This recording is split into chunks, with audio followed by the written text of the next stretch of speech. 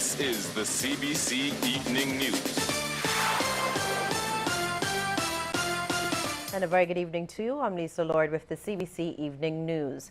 The Hyatt brand is coming to Barbados. Tourism Minister Richard Seeley says construction on the property, which will be located on Bay Street, the city, is expected to begin in the first quarter of next year. He made the revelation in the lower house while tabling an amendment to the Tourism Development Act, which will grant hoteliers concessions similar to those given to Sandals. The developers have acquired the old Detco Motors site, and BTI is working with them, and the site adjacent to the Detco Motors site, which used to be years ago was the Harbour Police Station, has gone through all sorts of incarnations, including most recently being a restaurant. And that site will be part of the Hyatt site, 2 12-story high-rise towers. The tourism minister went on to make the point that if Barbados is to get out of the current recession, it has to earn substantially more foreign exchange, and its critically important tourism product must lead the way. He's also contending that the island stands to benefit tremendously from the introduction of the Sandals hotel chain to the island. Peter Thorne tells us more. Tourism Minister Richard Seeley is predicting better times ahead for the key tourism sector, which he expects to lead the way in pulling Barbados out of its economic slump. In that regard, he says the $600 million investments by Sandals and its 2 hotel properties in Barbados will soon start to show significant benefits. We anticipate an additional 84,000 visitors and 1,600 jobs would come from the 2 Sandals properties. And in fact, $100 million annually on island earning, and that is in foreign currency. Mr. Seeley also says government is treating the industry as an export sector in line with a 2001 CTO study taxing outputs rather than inputs. It is anticipated that with the Sandals properties, $50 million will be spent in wages and salaries, $10 million will be spent on utilities, $20 million local supplies, and $20 million on VAT. Let me repeat that last one, $20 million on VAT. I know part of the mythology that has been put out there is that Sandals are not paying VAT. That is not true. They are paying VAT. Indeed, all providers of tourism services pay VAT in Barbados. It is at a reduced rate. The tourism minister believes the duty-free imports for the tourism sector will go a long way towards helping to restore viability to the industry.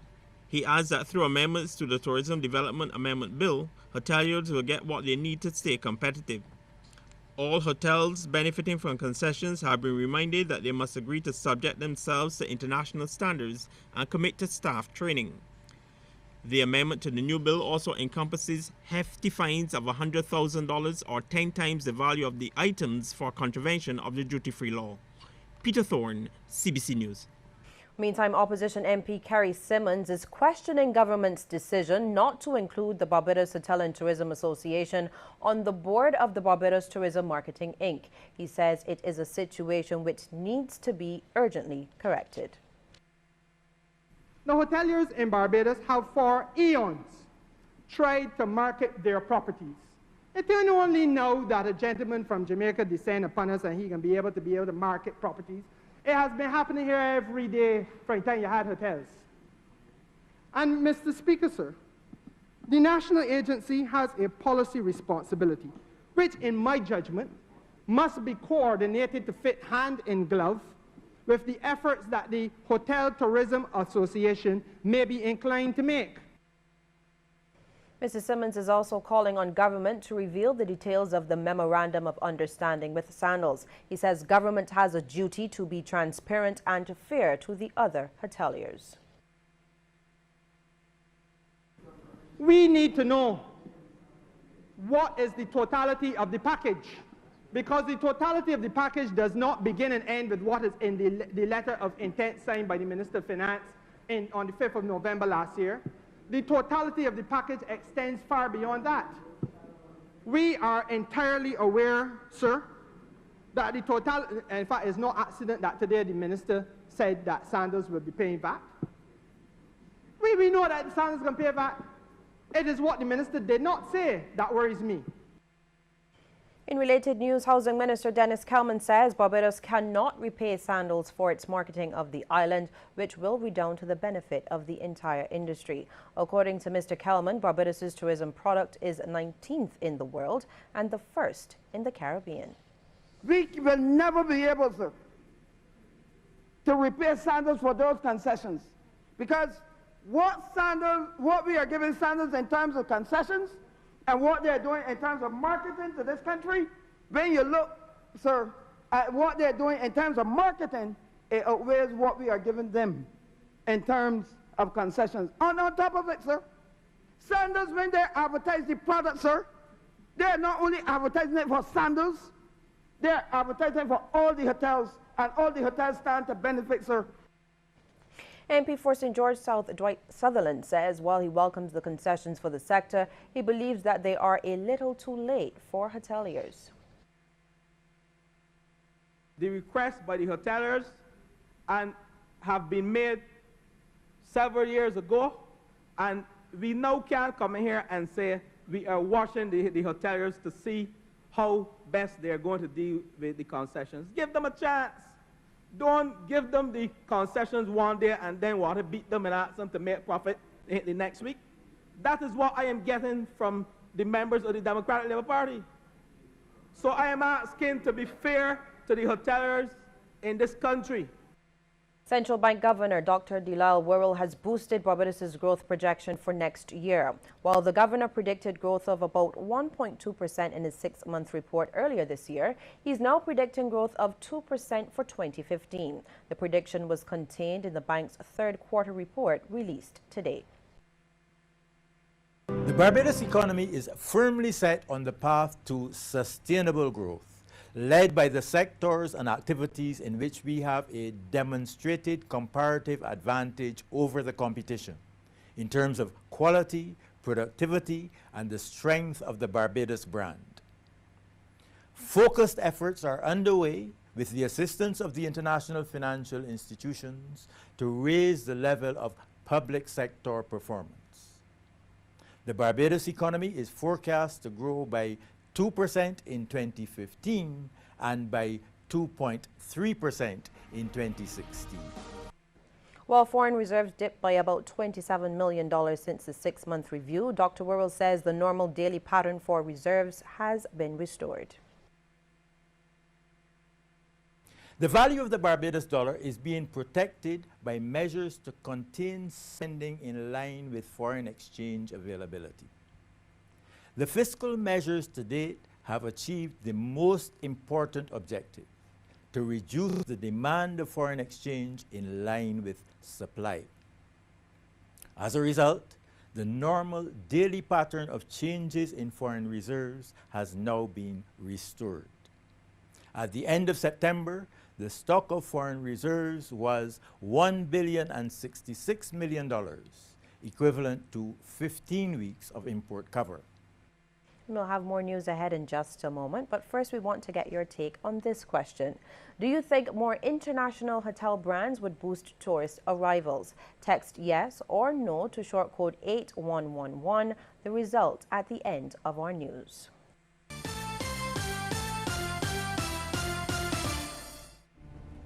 Today, Sebastian Daniels is teaching his daughter to drive. He's a little nervous, but he shouldn't be. Because no matter what happens, his auto insurance from Sagicor General has them covered. And besides, it turns out she's a natural. Nice job. Sagicor General, wise financial thinking for life. Chikungunya fever is transmitted by the Aedes aegypti mosquito. To prevent mosquito breeding, check your premises inside and outside on a weekly basis for any collections of water that will likely breed mosquitoes. These can include buckets, drums, tires, underground and above water storage tanks, and other containers, such as block holes, animal watering containers, and tarpaulins. Remember, let's keep chikungunya at bay.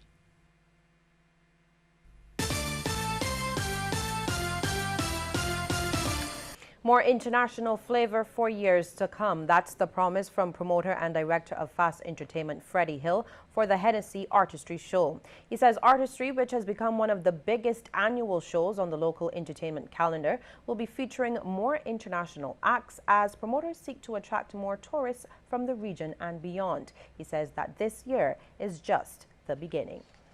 Before we were mostly predominant reggae, but this year we decided to lighten it up a lot and bring a superstar like Joe, you know, and we were going to continue to bring these international artists, you know. But it's a very good lineup, you know. We have Joe, American renowned artist, you know. And we have Sizzler, we have Taurus Riley, we have Etana, sweet singing Etania, we have Conscience. And we are very in negotiating with our own buggy. Mr. Hill says despite the tough economy and a slowdown in spending, Barbadians are still supporting the shows.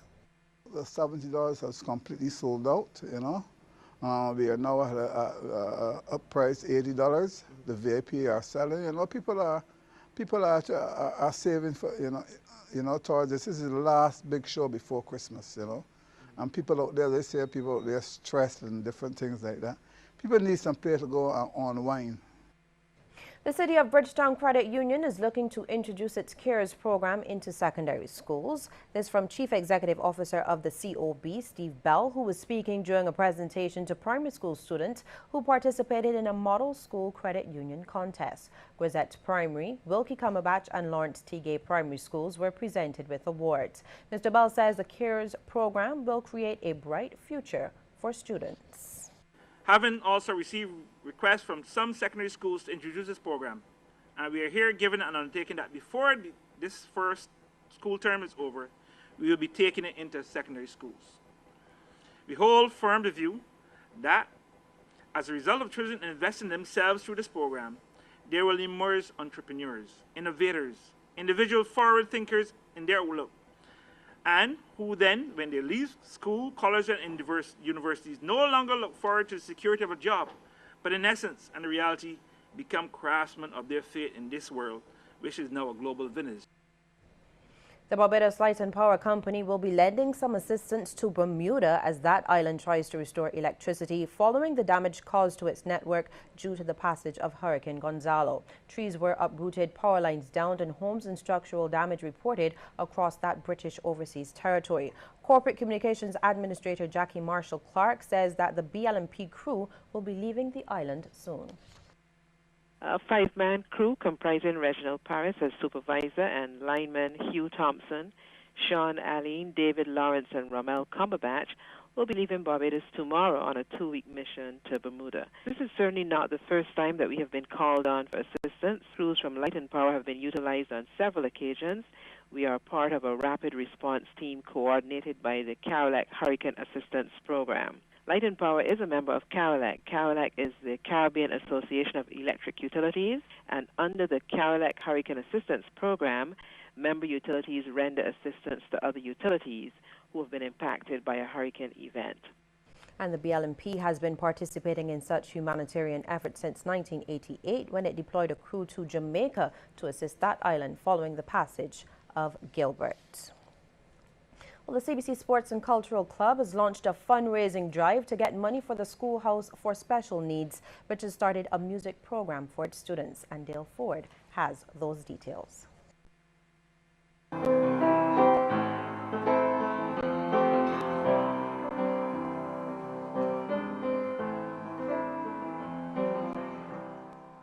The music program is a recent addition to the school's curriculum, providing an additional method of learning for the 19 students who have varying abilities.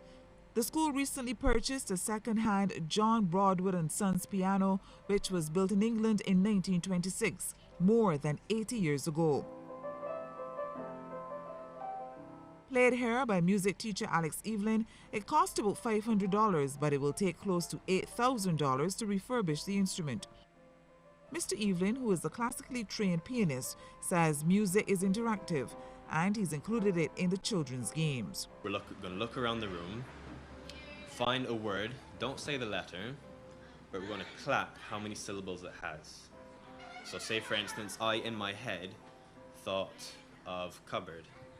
So I said, I spy with my life something that sounds like, so they know it has two claps or two syllables. Claps is easier for them to remember, so they look around.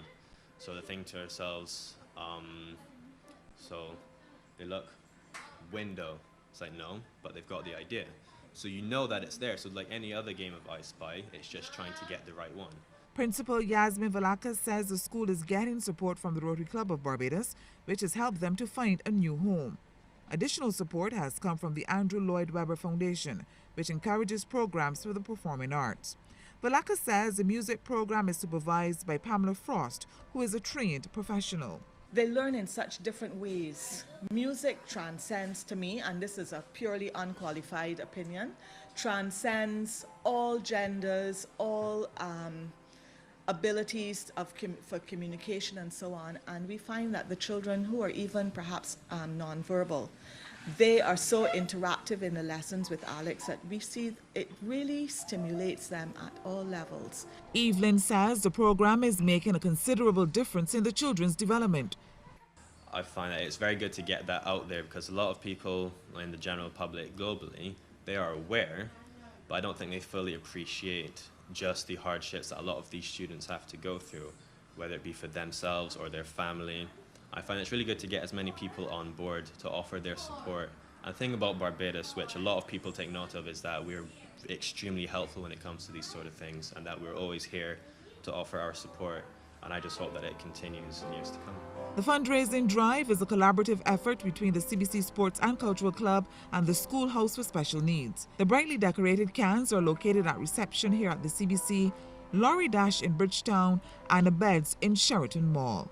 Please give generously. Dale Ford for CBC News.